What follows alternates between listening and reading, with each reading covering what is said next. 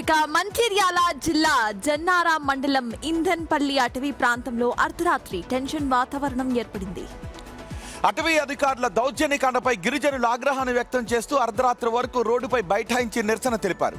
నిన్న మధ్యాహ్నం ఇంధన్పల్లి పరిధిలో నాయకపుగూడ గ్రామానికి చెందిన 6 గిరిజన యువకులు అడవిలోని ఓ వాగు వద్దకు చేపల వేట కోసం వెళ్లారు.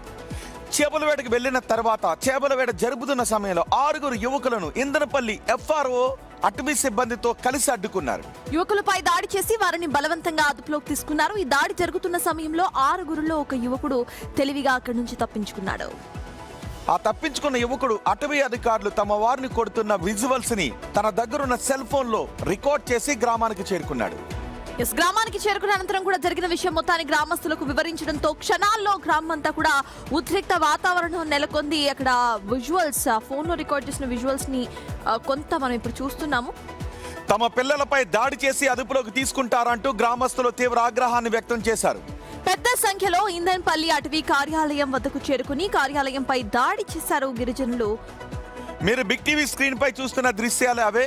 అటవీ సిబ్బంది తమ పిల్లలను అరెస్ట్ చేసి అదుపులోకి తీసుకుని కొడుతూ ఉంటే మహిళలు పురుషులు అందరూ అక్కడికి చేరుకొని అటవీ అధికారులను అడ్డగించి ఆందోళన చేశారు. దీంతో వారిని వదిలేశారు. వాళ్లపై ఉన్న గాయాలను ఆ యువకులు చూపిస్తున్నారు. చేతులపై దారుణంగా కొట్టారు అంటూ ఆ యువకులు ఆ గాయాలను చూపిస్తూ ఉన్నారు.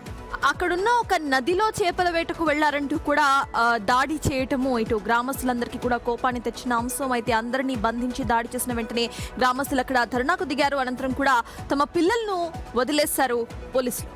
నిర్మల్ మంచిర్యాల ప్రధాన రహదారిపై బైఠాయించి రాస్తారోకో చేశారు. అటవీ అధికారులు అదుపులోకి తీసుకున్న 5 యువకులను వెంటనే సురక్షితంగా విడుదల చేయాలని డిమాండ్ చేశారు. ఈ విషయం తెలుసుకున్న ఖానాపూర్ ఎమ్మెల్యే వెడ్మా బొజ్జు వెంటనే స్పాట్ కు వెళ్లి ఆందోళనకారులకు మద్దతు ప్రకటించారు. రోజు రోజుకు అటవీ అధికారుల వేధింపులు పెరిగిపోతున్నాయని ఆయన తీవ్రంగా మండిపడ్డారు. చివరకు పోలీసుల జోక్యం చేసుకోవడంతో ఉన్నతాధికారుల హామీ ఇవ్వడంతో పరిస్థితి శాంతించింది.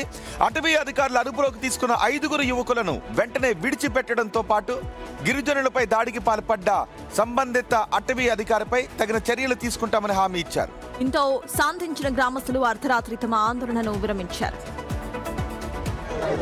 ఏదైతే మీరు దాడి చేశారో కంపల్సరీ ఎవరైతే లక్ష్మీనారాయణ కావచ్చు, అదేవిధంగా జన్నారం ఎప్పారో గారు కావచ్చు, ఉడుంపూర్ ఎప్పారో గారు కావచ్చు, ఖానాపూర్ ఎప్పారో గారు కావచ్చు, అదేవిధంగా కడెమి ఎప్పారో గారు కావచ్చు, ఇమ్మీడియట్లీ వీళ్ళందరినీ కూడా ఈ ప్రాంతం నుంచి తీసేస్తూ వాళ్ళ మీద కఠిన చర్యలు తీసుకోవాలని కూడా నేను డిమాండ్ చేస్తున్నాను.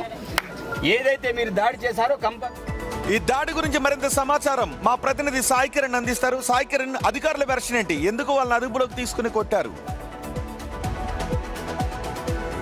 రోహిత్, మంచిర్యాల జిల్లా జన్నారా మండలంలోని ఇంధన్పల్లి గ్రామకు సంబంధించిన నాయకపుడు గ్రామస్తులకు సంబంధించిన ఒక 6 యువకులు ఆ ఇంధన్పల్లి అటవీ రేంజ్ పరిధిలో ఓ వాగులు చేపలు పట్టడానికి అయితే వెళ్ళినట్లయితే తెలుస్తుంది. అందుకు సంబంధించి అక్కడ చేరుకున్న FRO పూర్తిగా అటవీ శాఖకు సంబంధించిన సిబ్బందితో పూర్తిగా వాళ్ళని అదుపులోకి తీసుకున్నట్లయితే తెలుస్తుంది.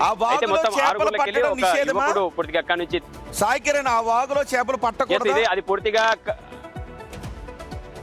అది పూర్తిగా కవ్వాల్ టైగర్ రిజర్వ్ అటవీ పరిధిలో వస్తుంది, కోర్ ఏరియాలో వస్తుంది. అక్కడ ఖచ్చితంగా అటవీ సంరక్షణ చట్టం ప్రకారం అక్కడ చేపలు పట్టడం అనేది నిషేధమై ఉంటుంది. కానీ స్థానికంగా కొన్ని రోజుల నుంచి కూడా అక్కడ గ్రామస్తులకు కావచ్చు, అక్కడ ఉన్న జనాలకు కావచ్చు, ఇటు అటవీ అధికారులకు కావచ్చు, ఈ విషయంలో వివాదం అనేది కంటిన్యూ అవుతుంది. చేపల వేట కావచ్చు, అదేవిధంగా ఇసుకకు సంబంధిత విషయాలు కావచ్చు, అటు పోడు భూములకు సంబంధిత విషయాలు కావచ్చు, చాలా ఏళ్లుగా ఇది కొట్టడం ఏంటి? ఒకవేళ వాళ్ళని తీసుకొని నిషేధిత ప్రాంతంలోకి అక్రమంగా వచ్చారు అంటే చట్ట ప్రకారం చర్యలు తీసుకోవచ్చు. కానీ వాళ్ళని అదుపులోకి తీసుకుని కొట్టడం ఏంటి?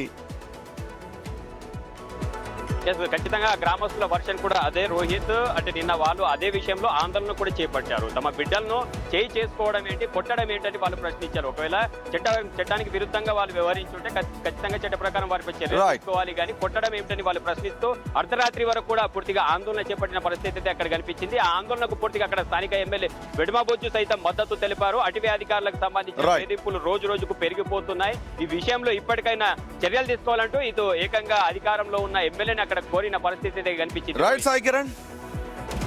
మొత్తానికి నిషేధిత చెరువు దగ్గర చేపలు పట్టడం కారణంగానే ఇటు అదుపులోకి తీసుకున్నట్టుగా తెలుస్తోంది. కానీ పెనాల్టీ వేయడం, ఫైన్ వేయటము జనరల్లీ చట్ట ప్రకారం చేయాలి, కానీ కొట్టడం కారణంగా తీవ్ర దుమారం రేగింది అక్కడ.